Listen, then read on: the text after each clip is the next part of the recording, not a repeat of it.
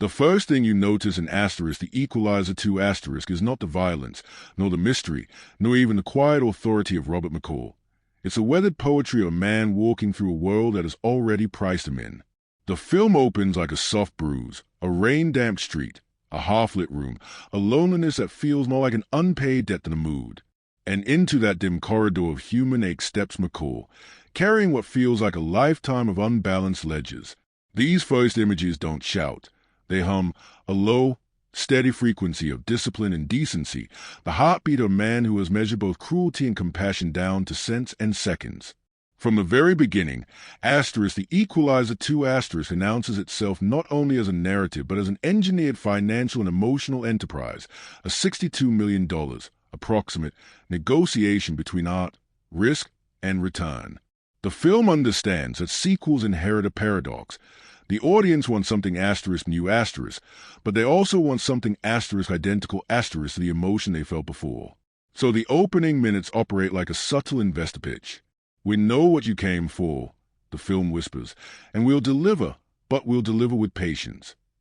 We see McCall not as a superhero, but as a service worker of justice, a man who distributes protection the way others distribute packages.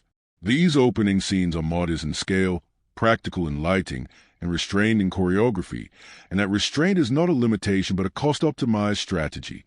Every shot is chosen for Asterisk's return on emotional investment star. Instead of explosive set pieces, the film gives us glimpses of humanity, a young person bullied, a woman mistreated, an elder forgotten. These micro-stories on McCall's portfolio, small, steady moral dividends accumulating into a character we can trust again. From an industry context, the film's introduction is a masterclass in Asterisk front-loading emotional capital while back-loading financial expenditure star. The Equalizer franchise has always relied on the gravitational pull of Denzel Washington, and the producers know that. Rather than throwing money at spectacle in the opening act, they doubled down on Washington's face, the stillness, the patience, the control burned behind his eyes. In cinematic finance terms, he is the franchise's blue-chip stock, stable, guaranteed audience draw, minimal volatility. The film's early minutes leverage the stability. They let us re-enter McCall's world without requiring massive set builds or costly CGI. By grounding the audience emotionally first, the film ensures that when the largest set pieces arrive later, the investment feels earned instead of purchased. The introduction places McCall in humble spaces, apartment hallways, commuter trains, modest living rooms, and these choices are economically intelligent. Accessible locations reduce production strain, but more importantly, they anchor McCall's mythos in reality. He is not a Cape Crusader. He is your neighbor who happens to know how to dismantle an entire room of violence in 10 seconds. This grounded approach creates a unique emotional economy. The film makes audiences feel like extraordinary justice can be found in ordinary places. That relatability becomes a kind of narrative currency. When McCall later does the impossible, we accept it because we have seen him do the asterisk small asterisk things first. In screenwriting psychology, this is known as investor trust building. Establish reliability early so risks feel logical later.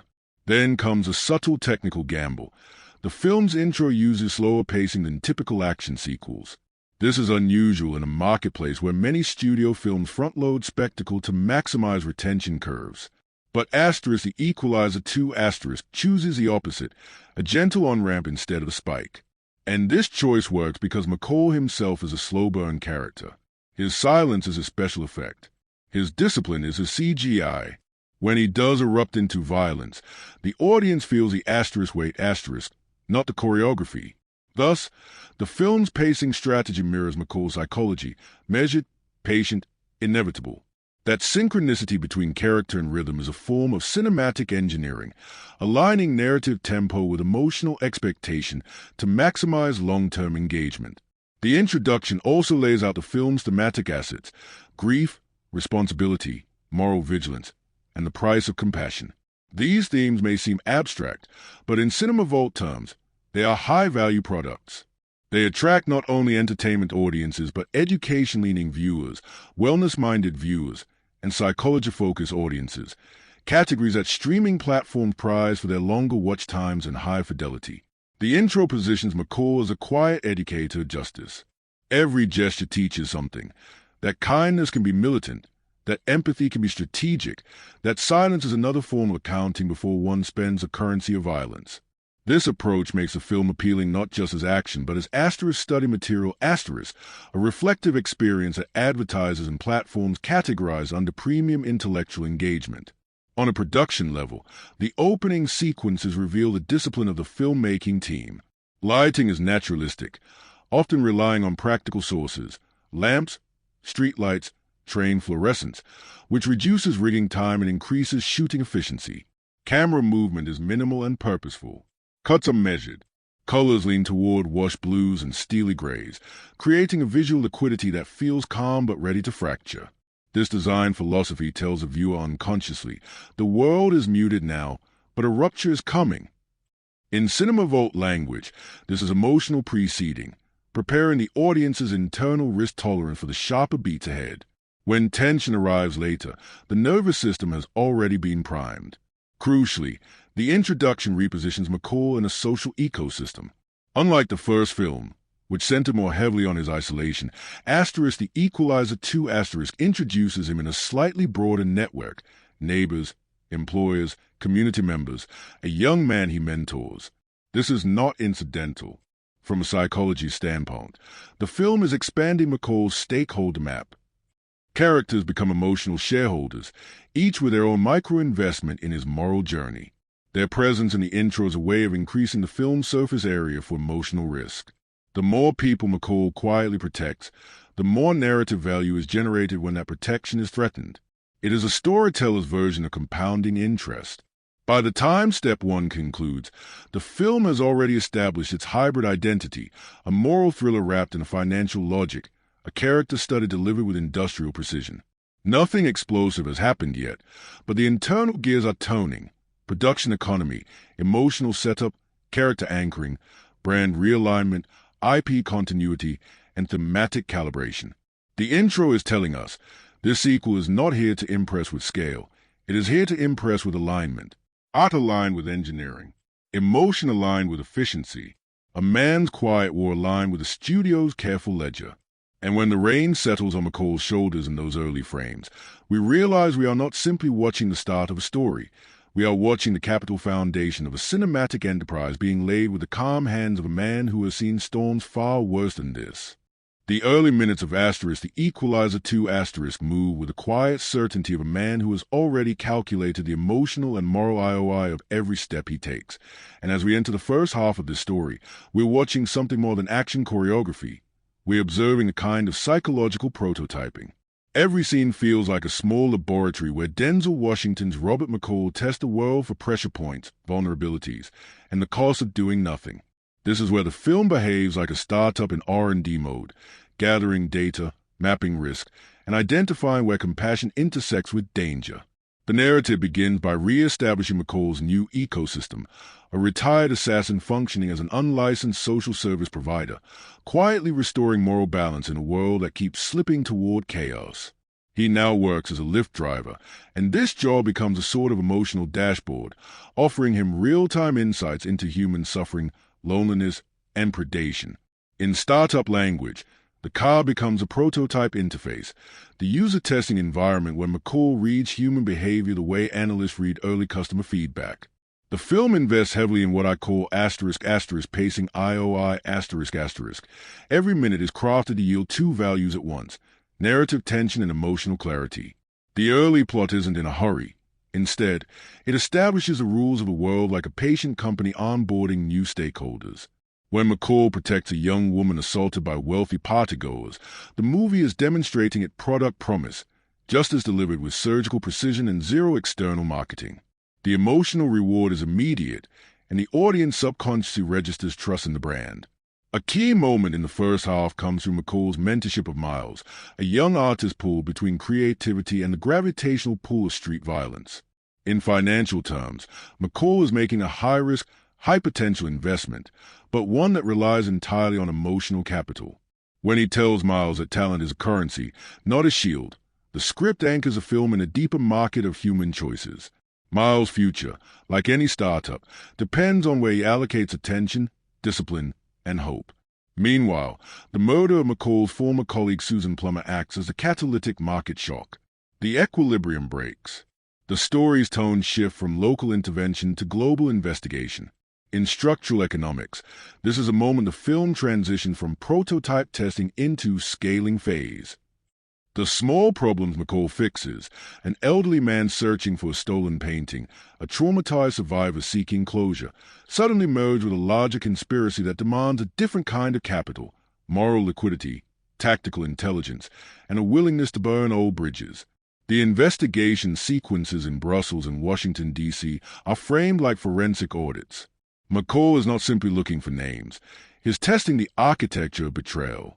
Each clue behaves like a fluctuating market signal, revealing inefficiencies, false accounts, and the hidden incentives of men trained to hide their ledger's sins. The emotional effect is contemplative rather than frenetic. Viewers feel McCall thinking, quietly allocating ethical resources the way a CFO allocates emergency funding. The first half also excels at establishing stakeholder tension ***. We meet Dave York, McCall's former teammate, and though his initial presence is warm, the camera frames their interactions with the restrained politeness of two executives who both know a merger is impossible. Their history becomes an unspoken balance sheet. Shared missions, shared trauma, shared knowledge of the institutional corruption that once shaped them.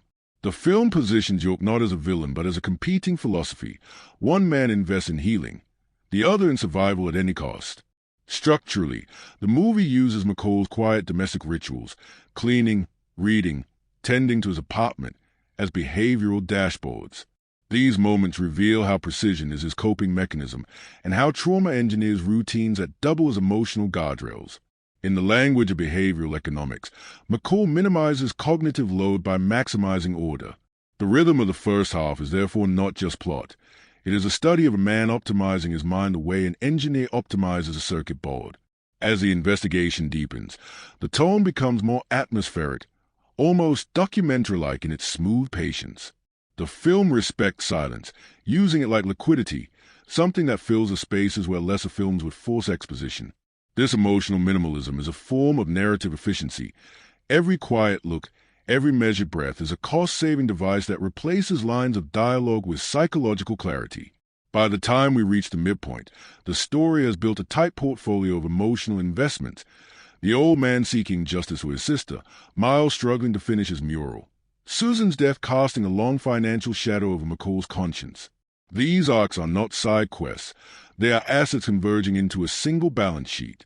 The first half succeeds because it treats every subplot as an economic component of the larger emotional enterprise. And when McCall finally realizes that the betrayal runs deeper than he thought, the film shifts from careful prototyping into mission execution. This is where the narrative prepares to enter its second half phase, the marketplace release, where every choice will be tested for emotional product market fit.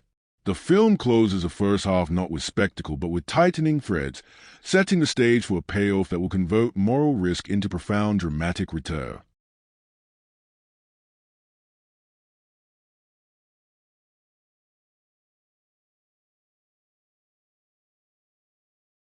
The second half of the Equalizer 2 opens like a market opening bell.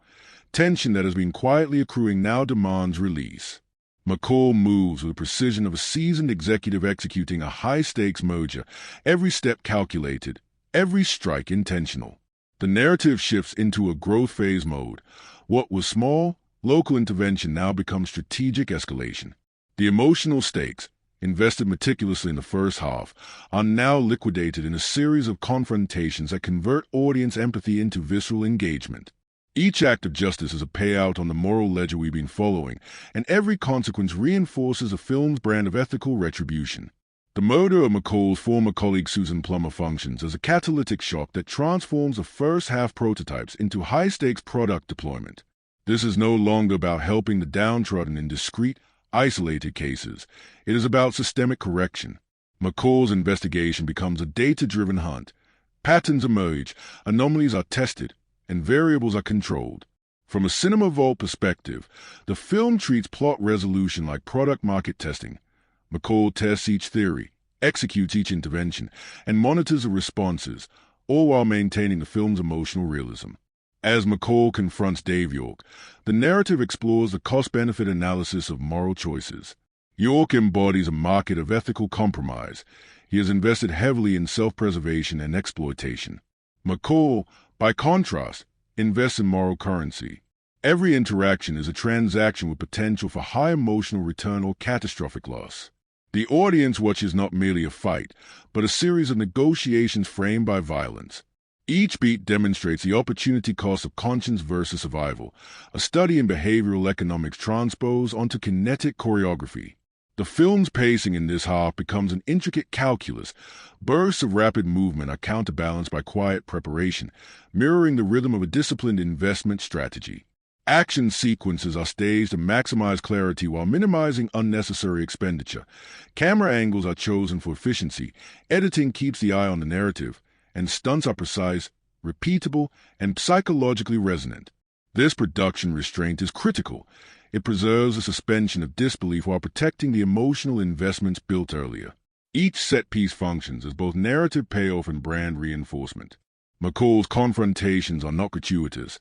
They are meticulously engineered to deliver emotional satisfaction and demonstrate moral logic. From a psychological standpoint, these sequences give the audience the pleasure of witnessing predictable competence, the reward for following the rules of the story's moral economy. Cinematically, the film ensures that every move reinforces a principle that power must be balanced with purpose, and that action has weight both physically and emotionally.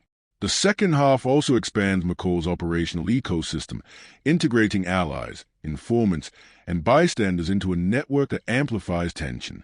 These secondary characters act as narrative leverage points, increasing stakes without inflating production complexity. Each interaction has a measurable effect. The betrayal is highlighted, the trust is tested, and the consequences are magnified. In industrial terms, the film leverages its human capital efficiently, creating maximum emotional output with minimal additional input. The climactic sequences converge both emotionally and technically.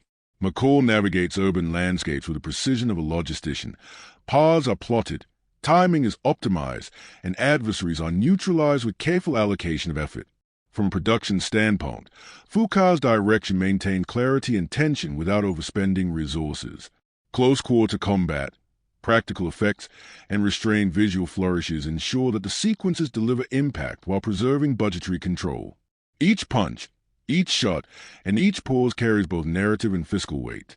Beyond the physical confrontations, the film's resolution addresses thematic investments, loyalty, justice, and consequence.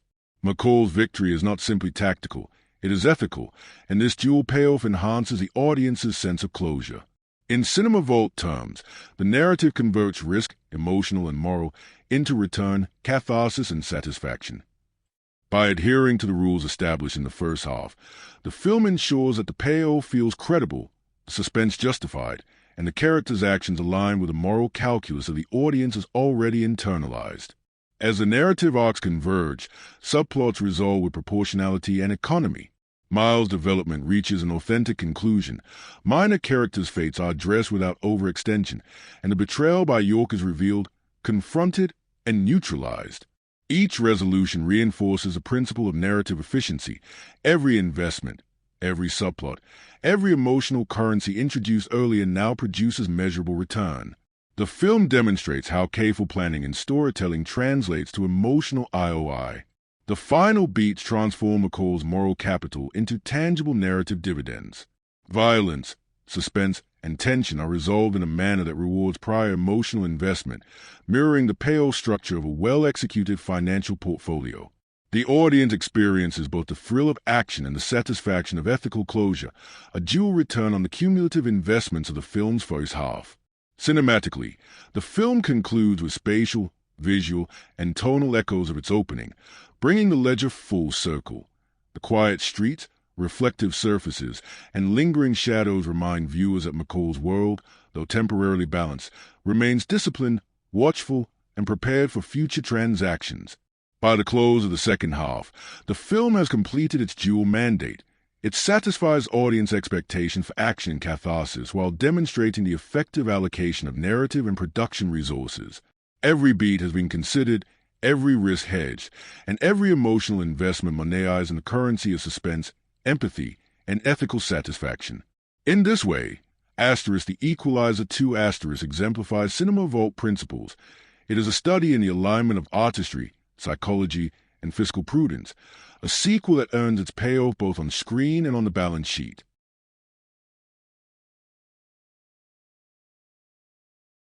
In the Equalizer 2 Robert McCall operates not only as a vigilante but as a meticulously rational actor, a human ledger balancing morality against consequence. The second act, while heavy with action, is also a study in behavioral economics. Each choice McCall makes carries opportunity costs, potential moral depreciation, and psychological payoff. We watch a man who has internalized the principle that every act of inaction has a price, and every intervention, however small, is an investment in his ethical portfolio. This duality, action as both moral and economic transaction, frames the entire psychological landscape of the film. McCall's decision-making reflects deep cognitive discipline. He anticipates reactions, evaluates risk, and prioritizes targets in a way that mirrors both strategic management and trauma-informed psychology. Each encounter is analyzed like a cost-benefit ledger. What are the consequences of intervening versus remaining a bystander? What is the human cost versus the emotional dividend? Behavioral economics teaches us that humans rarely act in pure rationality, but McCall functions as an engineered rational actor, an exemplar of emotional intelligence optimized for moral efficiency. The psychological impact of his past is evident in every frame. McCall is a retired operative with a history of loss, isolation, and professional detachment. These factors inform his preference for calculated, measured responses over impulsive actions. Trauma shapes his behavioral algorithms. He invests in preventive action, favors observation over immediate intervention, and weighs every variable against long-term emotional capital. From an economic framing, his moral and social investments yield high returns in emotional engagement, trust, and loyalty, while minimizing costly errors in judgment. McCall's interactions with secondary characters, such as Miles and the victims he aids, reveal the architecture of moral signaling. He invests attention, time, and advice selectively, creating a social network that balances empathy with strategic oversight. From a behavioral economic perspective, McCall is allocating limited emotional resources, his budget, in a manner that maximizes influence while preserving his own psychological stability. The mentor-mentee relationships operate as microtransactions of trust. Each act of guidance is both an emotional investment and a stake in the moral economy of his surroundings. Conversely, Dave York represents the alternate economic model, one of opportunistic self-interest. York's choices illustrate the cost of prioritizing personal survival over collective morality. His actions carry immediate rewards but long-term liabilities, both emotionally and strategically. Through this contrast, the film externalizes a fundamental principle. Moral capital can be converted into social and psychological returns, but mismanagement of ethical assets leads to collapse. The narrative constructs York as a cautionary study in the depreciation of moral currency. The film also addresses the psychological effects of loss and betrayal. Susan Plummer's death functions as both personal grief and a market shock, forcing McCall to reassess his allocation of moral capital. Every subsequent decision is informed by this emotional volatility. Timing, force, and selection of targets are adjusted according to his heightened sensitivity. This mirrors real-world behavioral economic scenarios where unexpected shocks, losses, or betrayals cause agents to re-optimize their strategies under uncertainty. McCall's physical interventions are equally strategic. Fight sequences are choreographed not only for visual impact but also to maximize efficiency and minimize exposure to risk, reflecting a kind of kinetic cost-benefit analysis.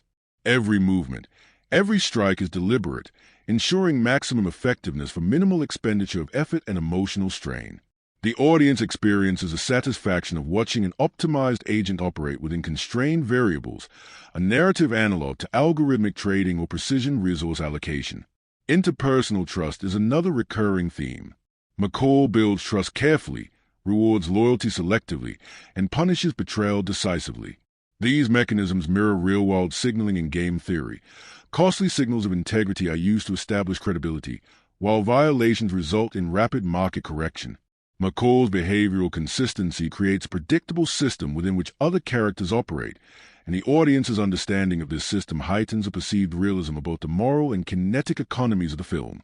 The narrative also emphasizes delayed gratification as a psychological and economic principle.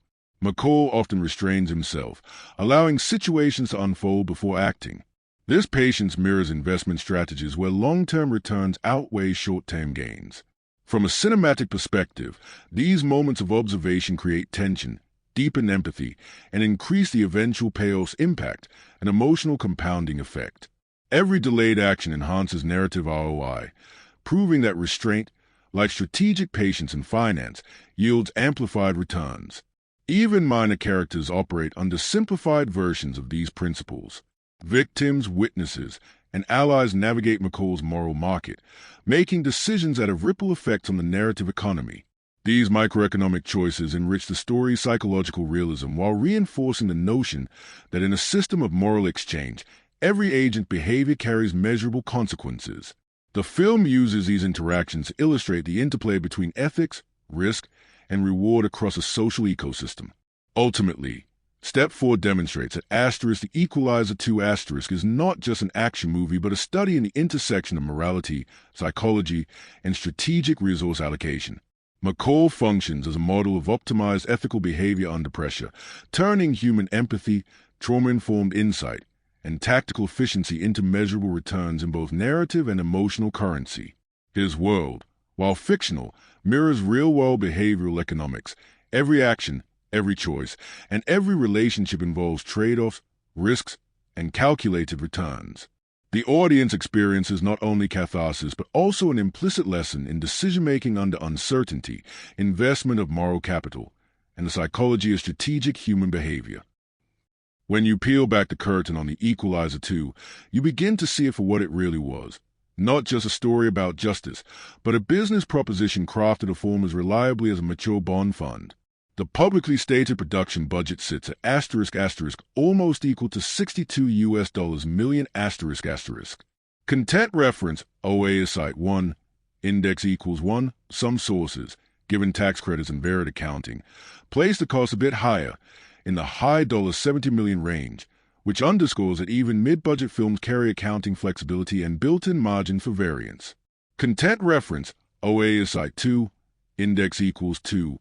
This budget frame positioned the film to be a moderate investment with manageable risk, not a sprawling blockbuster drain, but a disciplined, mid-sized venture aiming for stable returns from a known asset, the star power of the lead, the sequel brand, and a proven director.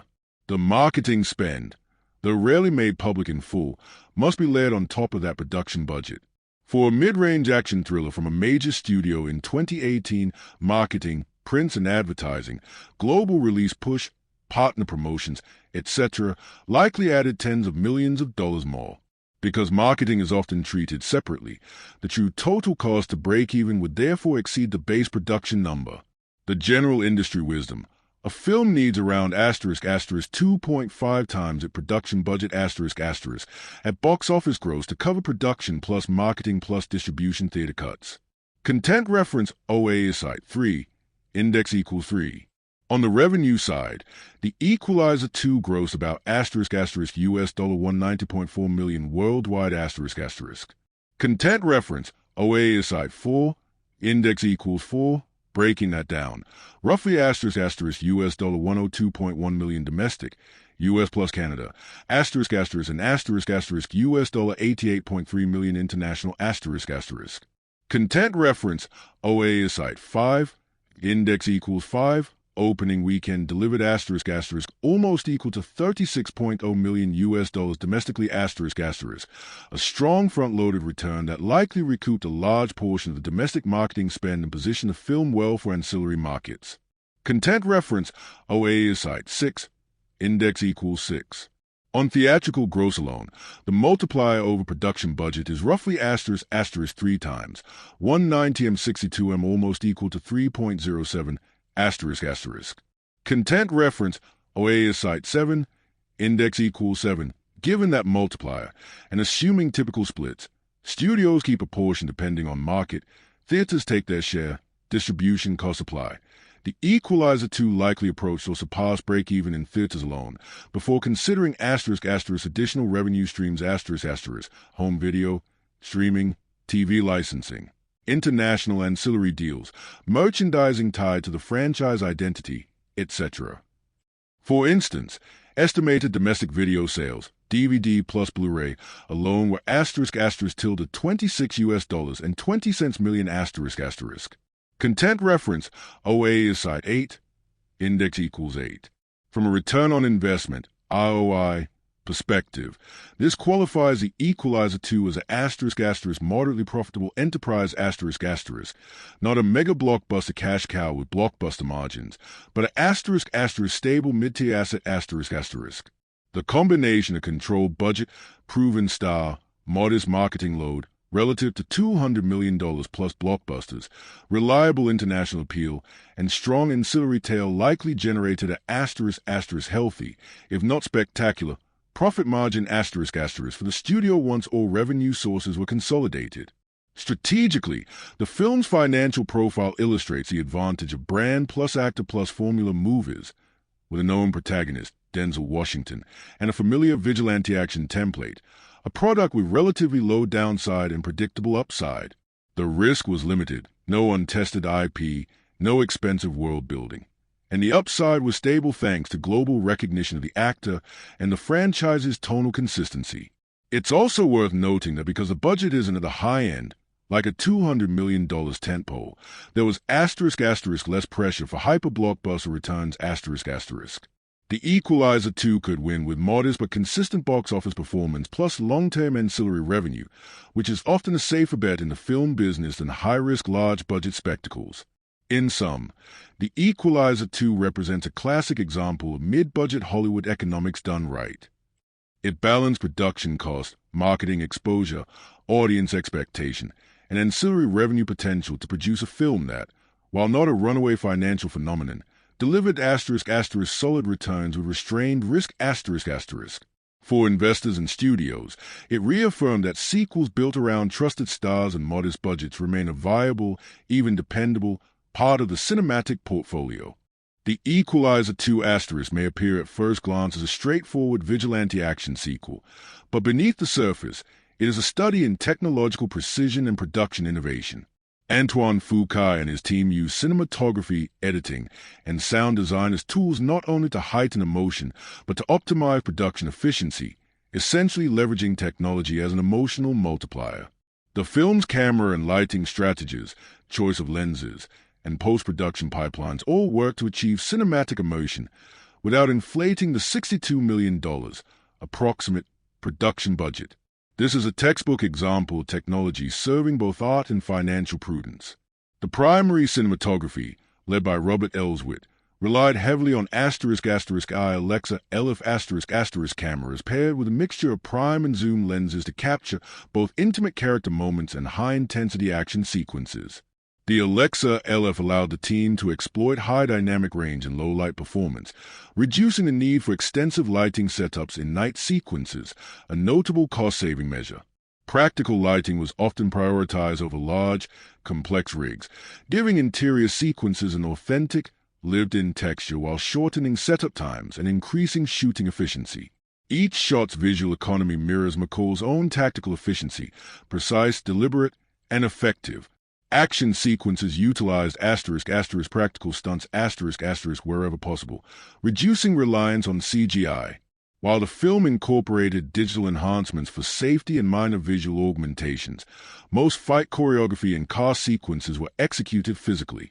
This decision not only grounded the film's realism, a key emotional lever for audience investment, but also optimized post-production resource allocation, allowing editors to focus on clarity, rhythm, and tension rather than costly visual simulations. Practical effects are the equivalent of low-overhead production investments with high cinematic ROI. Color grading and finishing were executed in Da Vinci Resolve providing consistency across interior and exterior sequences while allowing production to fine-tune emotional tone. The film favors a cooler palette, muted blues and grays punctuated with warm highlights, reflecting the tonal dichotomy of McCall's world, calm, measured, and punctuated by bursts of intensity. Technological choices here are directly tied to psychological impact. The software allowed precise control over hues and contrast, reinforcing the emotional economy previously established in narrative terms. Editing was handled in ***avid media composer ***, where tight, rhythmically controlled cuts maximize clarity in both exposition-heavy sequences and rapid action beats. The team prioritized visual storytelling, ensuring that camera coverage and pacing allowed for both immediate comprehension and emotional investment. Using Avid, editors could create multiple sequences efficiently, testing different arrangements to balance tension, narrative coherence, and tempo. This iterative workflow reflects a data-driven approach to storytelling. Multiple scenarios tested in post to select the configuration that produced the highest emotional return. Sound design, though part of Step 10 in narrative analysis, has its technological roots here. On-set sound recording relied on ***Pro Tools workflows with careful spatial placement of microphones to capture diegetic audio accurately. The fidelity of footsteps, rain, and ambient traffic augmented audience immersion, while reducing reliance on heavy ADR later. Music, composed by Harry Gregson Williams, integrated digital orchestration alongside practical cues to accentuate suspense and catharsis, allowing thematic motifs to resonate without additional filming or visual augmentation costs. The integration of drone shots and stabilizer rigs enabled smooth tracking sequences in urban and waterfront locations. This technology allowed Fuqua to capture large-scale action without the logistical complexity of cranes or large dolly setups, reducing crew requirements and setup time. Efficient cinematography served the dual purpose of artistic innovation and cost containment, ensuring that the film's mid-range budget was maximized for both emotional impact and financial prudence. Finally, the workflow from on-set capture to post-production involved structured *** digital asset management ***, allowing multiple editors, colorists, and sound designers to work in parallel. Cloud-based proxies and collaborative software ensured that revisions and grading could occur simultaneously, maintaining schedule fidelity, a critical factor in managing both production costs and studio confidence. In Cinema Vault terms, this technological orchestration mirrors McCall's own operational discipline.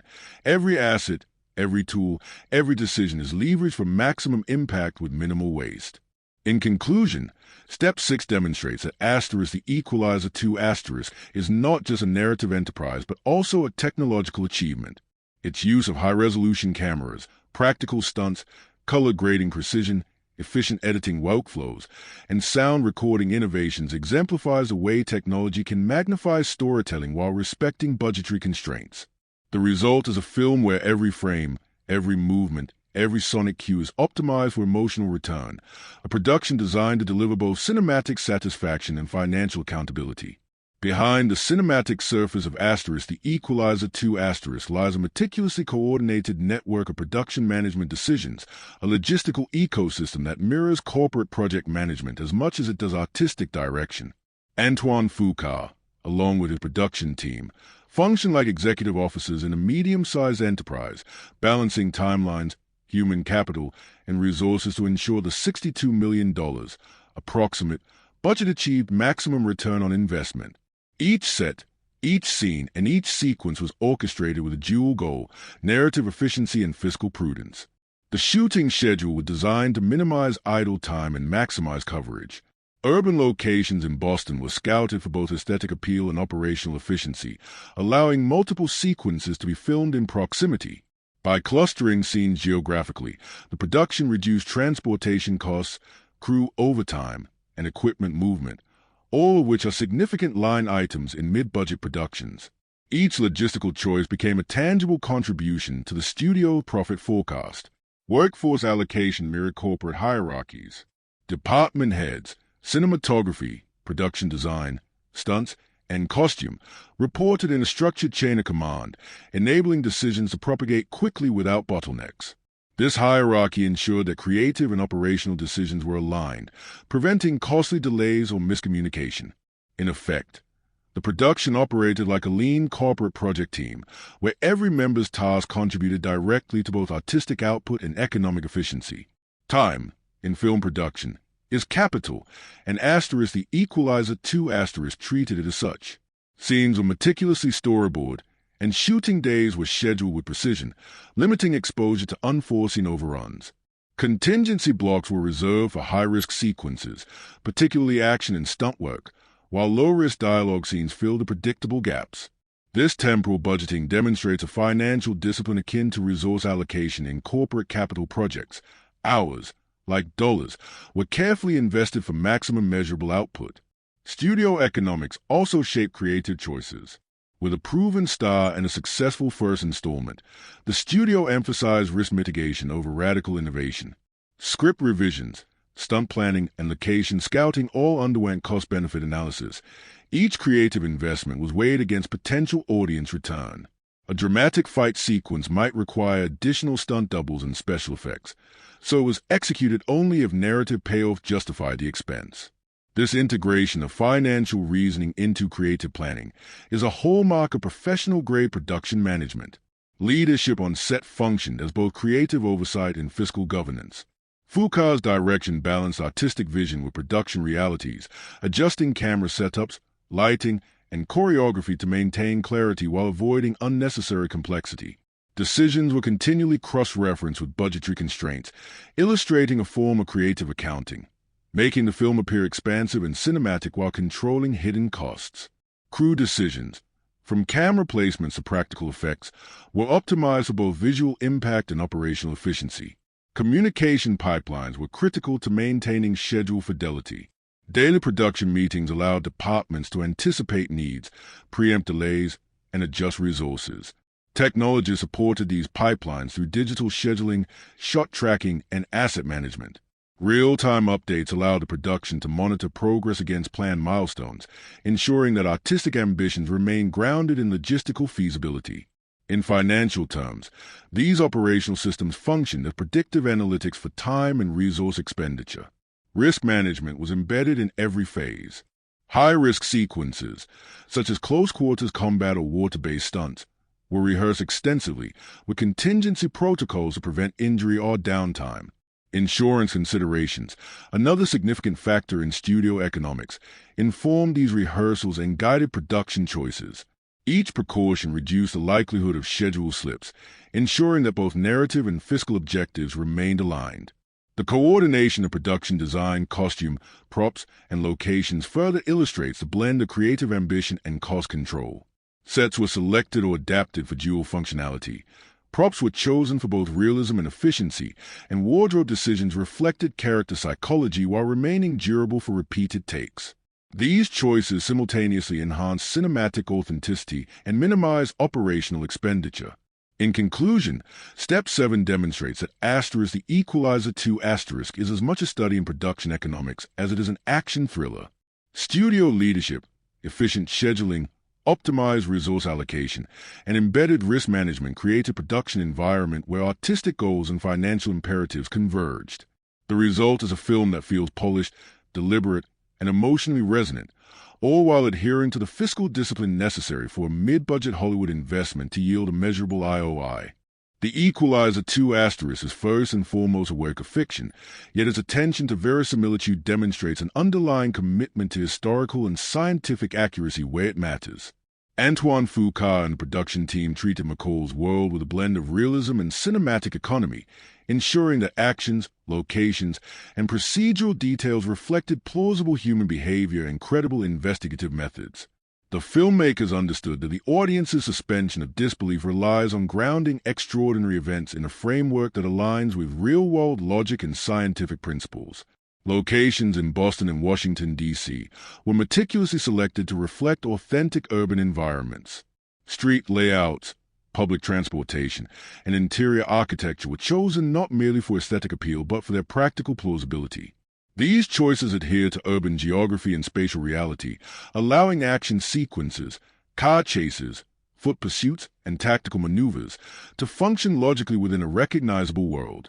Cinematically, this attention to realistic space enhances tension while maintaining credibility, a strategy that respects the audience's cognitive expectations. McCall's investigative methods, while dramatized, reflect principles of real-world criminal procedure. Surveillance, pattern recognition, and deductive reasoning underpin his approach, demonstrating procedural integrity that mirrors law enforcement techniques. Although the narrative condenses and accelerates these methods of dramatic efficiency, the underlying logic aligns with realistic problem-solving models. Behavioral science informs McCall's profiling and interpersonal interactions, making his decision-making consistent with psychological principles of observation, inference, and influence. Action sequences, particularly hand-to-hand combat, were choreographed to prioritize physical plausibility. Practical stunts incorporated martial arts principles, leverage mechanics, and situational awareness to reflect real-world combat dynamics. The use of improvised weapons and environmental tools mirrors tactical decision-making, enhancing the film's internal credibility. Scientific considerations, such as the physics of force, balance, and momentum, were respected in staging, contributing to audience perception of authenticity. McCall's role as a lift driver and mentor to Miles also embeds socio-economic realism into the narrative. His interactions reflect contemporary urban employment contexts, mentorship dynamics, and the challenges faced by young artists navigating socio-economic pressures. These elements, though woven into the narrative for character development, are grounded in recognizable societal patterns, lending credence to the world building beyond mere spectacle. The depiction of forensic elements, such as crime scene investigation and evidence handling, demonstrates careful attention to detail. While compressed the narrative flow, the sequence of collecting clues, analyzing behavior, and reconstructing events respects basic investigative principles.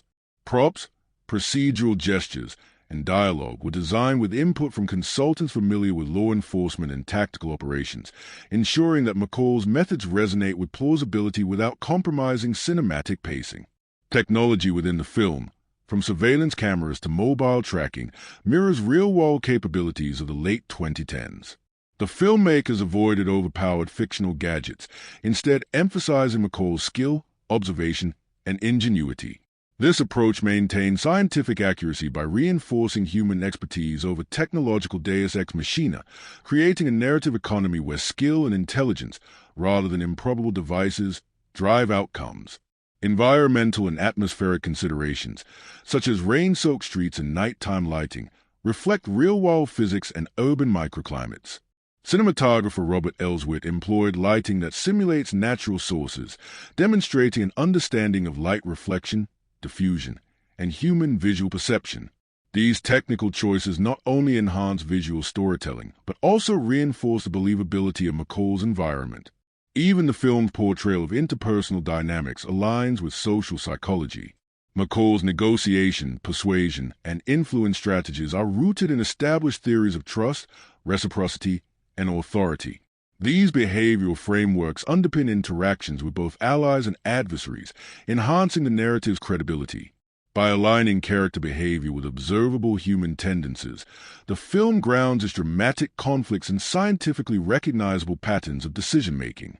In conclusion, Step 8 reveals that the Equalizer 2 while an action-oriented sequel, is attentive to historical, procedural, and scientific accuracy in ways that enrich audience engagement. The plausibility of locations, investigative methods, physical dynamics, technology, and social interactions creates a credible world where ethical, tactical, and emotional stakes feel real. This commitment to verifiable details demonstrates that accuracy, even in fiction, serves as both a narrative asset and an enhancer of cinematic ROI. In the Equalizer 2 the cinematography functions as both emotional guide and visual ledger, translating narrative tension and character psychology into measurable visual data. Robert Elswit, the film's director of photography, employed a meticulous visual strategy that balances clarity, mood, and kinetic impact. From the muted palettes of quiet domestic scenes to the dynamic tracking shots and action sequences, every choice demonstrates an understanding of optics, sensor capability, and human visual perception, a marriage of art, science, and production efficiency. The film relied heavily on ********** Alexa LF**** cameras, paired with a selection of prime lenses designed to capture nuanced facial expressions while accommodating wide, action-heavy framing. This combination allowed high dynamic range imaging, which provided flexibility in post-production color grading without sacrificing the authenticity of night sequences or low-light interiors. The cinematography therefore maintains both artistic quality and operational efficiency, minimizing the need for extensive lighting rigs while maximizing emotional readability. Lighting design in the film operates as a psychological instrument. Interior sequences, often featuring McCall in quiet reflection, utilize soft, directional light to emphasize contours and textures, subtly reinforcing the character's internal discipline and moral focus. Exteriors leverage natural and practical lighting sources, streetlights, car headlights, neon signage, creating an urban realism that grounds the action. Each lighting decision was informed by color science principles. Temperature, contrast, and hue modulation were carefully tuned to convey mood, suspense, or emotional resonance. Composition and framing are deliberately engineered. Elsewit's use of the rule of thirds, leading lines, and depth layering ensures that each frame communicates hierarchy and focus. McCall is frequently positioned in ways that emphasize both isolation and command. Centered in wide shots that underscore authority, are framed against angular urban architecture to suggest the structural rigidity of his moral code. These geometric choices are akin to visual engineering, translating character psychology into quantifiable spatial design. Movement within the frame, camera panning, tracking, and handheld sequences is calibrated to enhance narrative clarity while preserving emotional tension. In high-intensity action, motion is used sparingly but purposefully, highlighting critical beats rather than overwhelming the viewer. This precision mirrors financial optimization.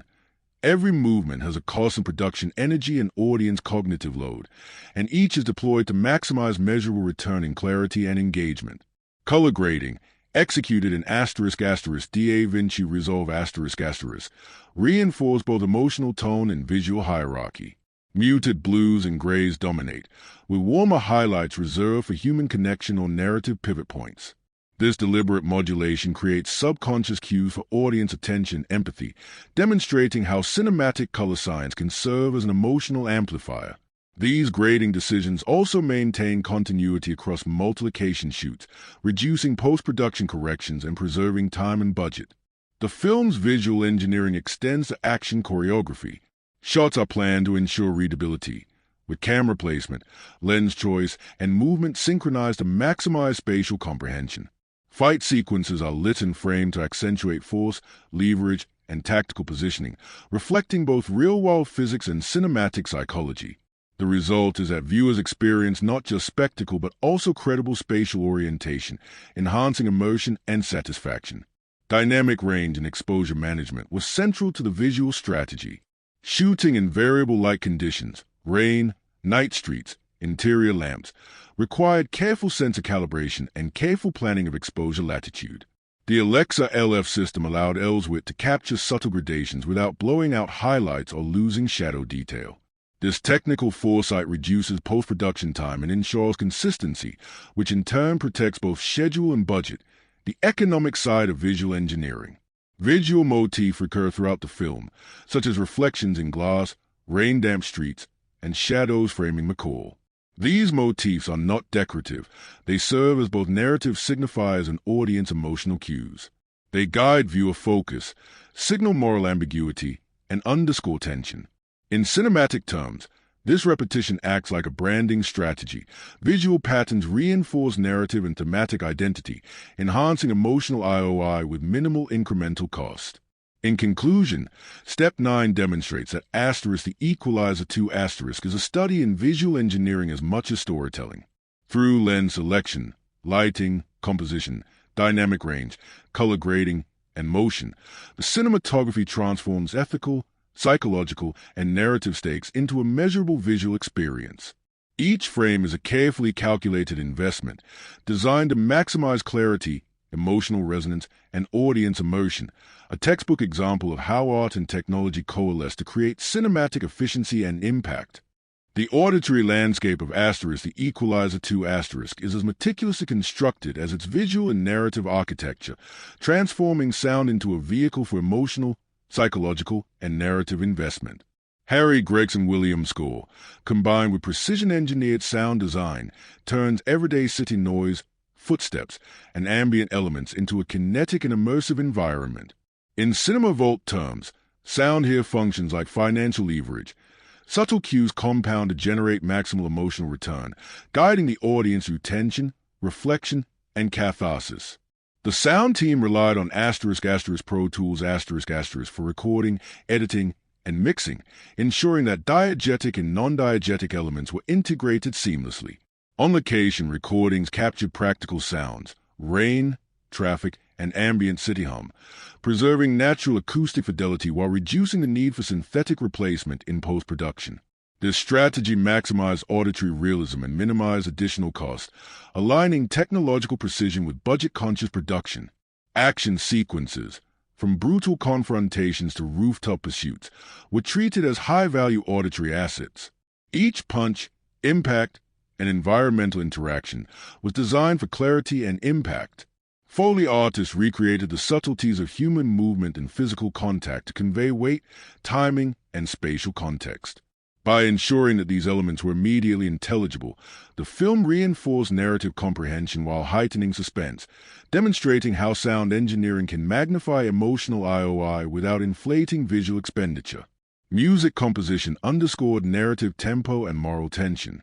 Gregson Williams' score strategically employed leitmotifs for McCall, using strings, percussive elements, and subtle synths to signal internal state, anticipation, or impending action. These musical cues serve as psychological scaffolding, guiding the audience's emotional response in ways that are measurable in terms of engagement and retention. Music, in this sense, functions like capital investment. Thoughtfully deployed, it produces compounded emotional returns. Spatial audio design was a critical innovation. The team utilized panning, depth layering, and frequency modulation to give environments dimensionality. Scenes in the streets, apartment interiors, and water-adjacent locations are engineered so that sounds occupy precise auditory coordinates, allowing viewers to intuitively understand McCall's spatial positioning and the movement of adversaries. This approach mirrors a human perceptual system, maximizing immersion and cognitive clarity, effectively coding narrative information through sound. Dialogue mixing was executed with attention to psychological and narrative clarity. On-set audio, supplemented with selective ADR, ensured that every word was discernible amidst the ambient soundscape. This is crucial in films like The Equalizer 2*, where subtle vocal inflections reveal ethical intention, relational dynamics, and plot cues. Sound therefore operates as an emotional ledger. Each dialogue beat is an investment in comprehension, empathy, and narrative flow. The soundtrack integrates seamlessly with action sound design, reinforcing tension without overwhelming it. During fight sequences, musical dynamics synchronize with kinetic motion, creating an emotional multiplier effect. Crescendos correspond to pivotal narrative choices, and decrescendos signal reflection or moral calculation. This symbiotic relationship between music and sound design ensures that auditory investment produces both visceral and cognitive returns, much like strategic diversification in a financial portfolio. Audio post-production workflows emphasize efficiency and parallel processing. Multiple mixing stages were handled simultaneously. Dialogue editing, Foley integration, ambient layering, and score placement were coordinated to meet tight production schedules while maintaining high fidelity. This workflow reduced bottlenecks, minimized revisions, and preserved both timeline and budget integrity, demonstrating a harmonious blend of technological innovation and fiscal discipline. Environmental sounds were also leveraged as narrative markers. Rain, wind, subway rumbles, and city hums were modulated to reflect McCall's psychological landscape, tension, patience, vigilance, or moral contemplation. These sonic signatures create continuity across scenes, reinforcing internal and external states without requiring visual exposition. In effect, sound design became a low-overhead tool to maximize storytelling impact, a high IOI technique. In conclusion, Step 10 reveals that The Equalizer 2* exemplifies how sound and music can function as critical investments in cinematic currency. Through laid, spatially precise, and emotionally aligned auditory design, the film translates moral, psychological, and kinetic stakes into an immersive experience. Sound engineering here is both an art and a strategic tool, magnifying audience engagement, sustaining tension, and reinforcing narrative clarity while remaining tightly coupled with production efficiency and budgetary prudence. The Equalizer 2 approached marketing not as an afterthought, but as a calculated deployment of narrative and brand assets to maximize audience ROI. The studio leveraged Denzel Washington's star power, the franchise recognition of the first film, and the promise of high-octane, morally satisfying action to design a campaign that targeted both loyal fans and broader demographics. In Cinema Vault terms, marketing here functions like a high-leverage investment. The right combination of creative messaging, demographic targeting, and platform allocation could generate exponential returns relative to spend. The campaign began with a trailer rollout emphasizing both character-driven drama and kinetic action. Trailers were tested through ARB digital placements to optimize engagement metrics. Click-through rates, watch duration, and sentiment analysis informed iterative edits. This approach mirrors quantitative marketing strategies in finance. Small adjustments in presentation and timing yield measurable changes in engagement, reducing wasted impressions while maximizing emotional impact. Social media played a key role in pre-release audience conditioning. Facebook, Instagram, and Twitter campaigns were crafted to highlight Denzel's return as McCall, the film's suspenseful action set pieces, and its moral undertones. Influencer partnerships amplified awareness in targeted demographics, particularly young adults and action enthusiasts, ensuring precise allocation of marketing capital. These campaigns were monitored in real time, enabling the studio to pivot creative assets according to engagement and conversion data, effectively using analytics to guide the marketing spend. International release strategy also relied on audience analytics. The film targeted markets with strong historical engagement for mid-budget action sequels, North America, Western Europe, and select Asian territories. Marketing materials were localized to emphasize either action spectacle or character-driven intrigue, depending on cultural preferences, reflecting a refined understanding of audience psychographics. The ROI of localization decisions was likely calculated against expected box office performance, ensuring that incremental spend generated tangible revenue gains. Cross-platform promotions and tie-ins further enhanced brand footprint. Media appearances, interviews, featurettes, and behind-the-scenes content created a multi-touch experience that reinforced engagement without significant additional production cost. Each touchpoint acted as a low-overhead investment in brand equity, ensuring that audience excitement compounded over the campaign lifecycle. This is the cinematic equivalent of building shareholder confidence through transparent, strategic communication. Data analytics informed timing of release. Opening weekend was strategically positioned to avoid competing blockbusters while capitalizing on the summer movie cycle.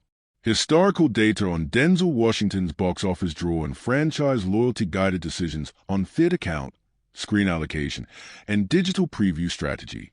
The marketing and distribution strategy, therefore, was highly integrated with predictive modeling, resembling quantitative trading systems where historical performance informs risk-weighted allocations. In-theater marketing also utilized behavioral principles. Posters, digital displays, and pre-show advertisements emphasize key emotional hooks, McCall's moral clarity, narrative stakes, and action authenticity. These cues reinforced audience expectations and primed viewers for engagement, functioning as micro-investments in narrative immersion that increase perceived value of the film experience.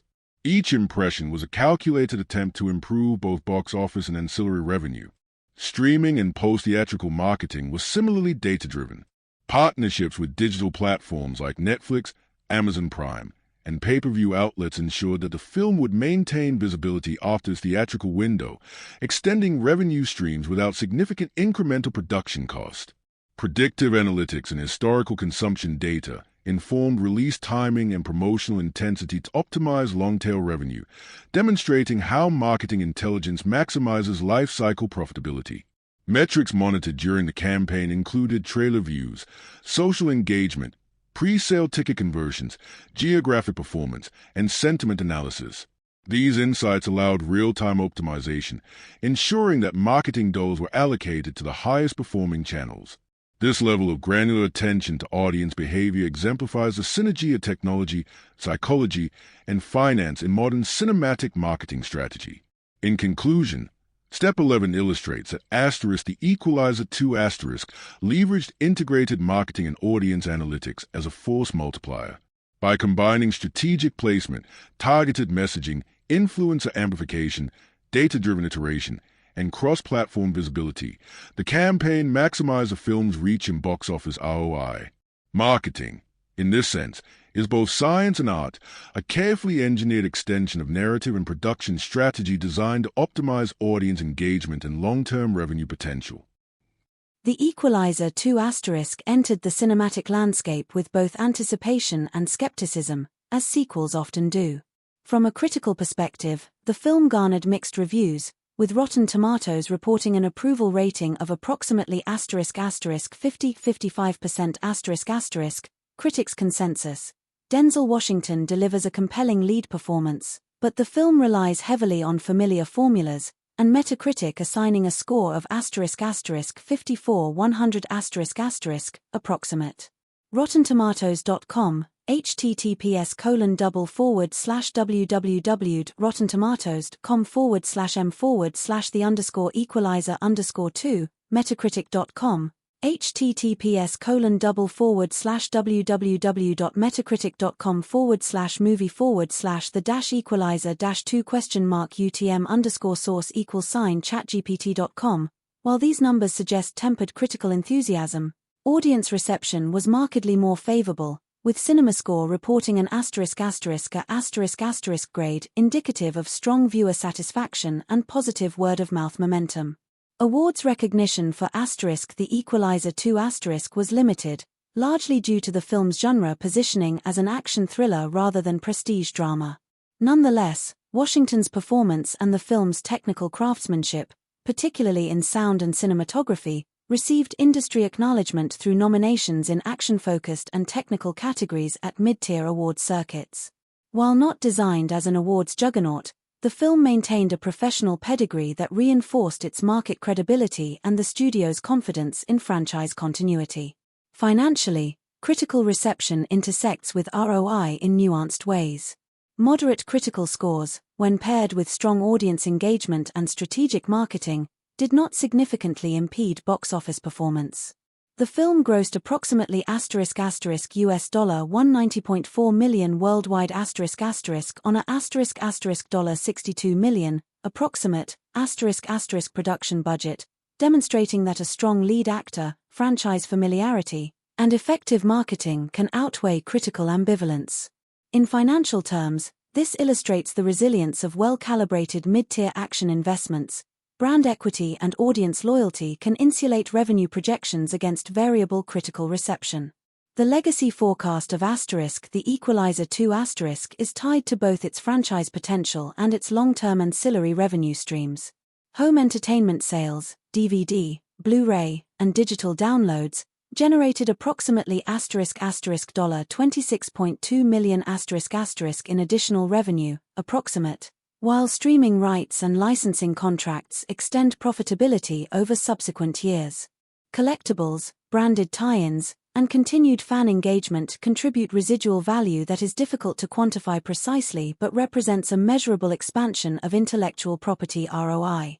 From a cultural standpoint, the film reinforces Denzel Washington's brand as a morally upright, physically capable protagonist, cementing his franchise identity.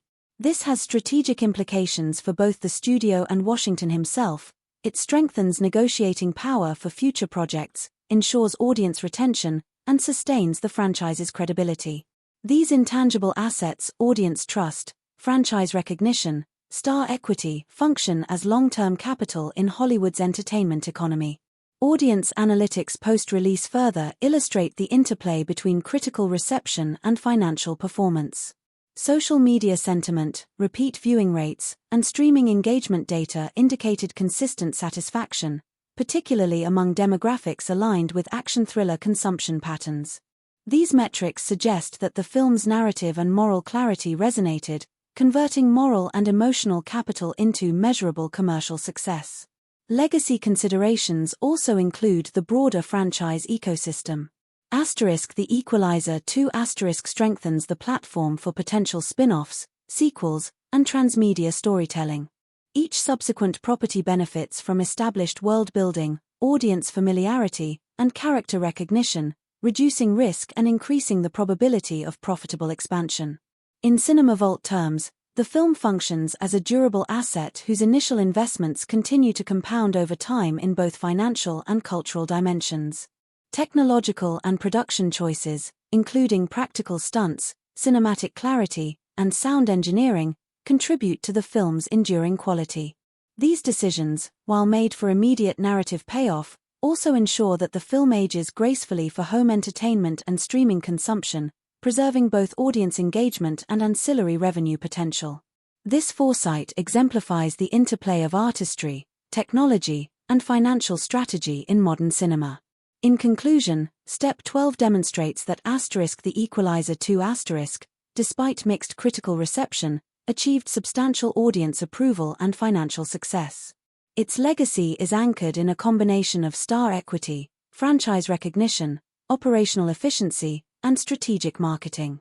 For investors, studios, and creators, it serves as a case study in how mid-budget sequels can convert narrative, technical, and brand capital into sustained financial and cultural value, reinforcing Hollywood's principle that calculated risk combined with disciplined execution often yields durable returns.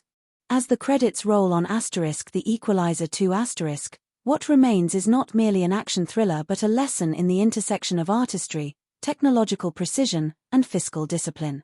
The film exemplifies the cinema vault philosophy. Every frame, sound cue, and narrative choice operates within a carefully calibrated system where creative ambition, production technology, and capital allocation converge to produce emotional and financial returns. McCall's moral and tactical precision mirrors the film's own operational rigor, creating a reflective symmetry between character and cinematic enterprise. From a narrative standpoint, the film demonstrates how calculated moral action can generate both ethical and emotional dividends. McCall's every decision embodies opportunity cost analysis.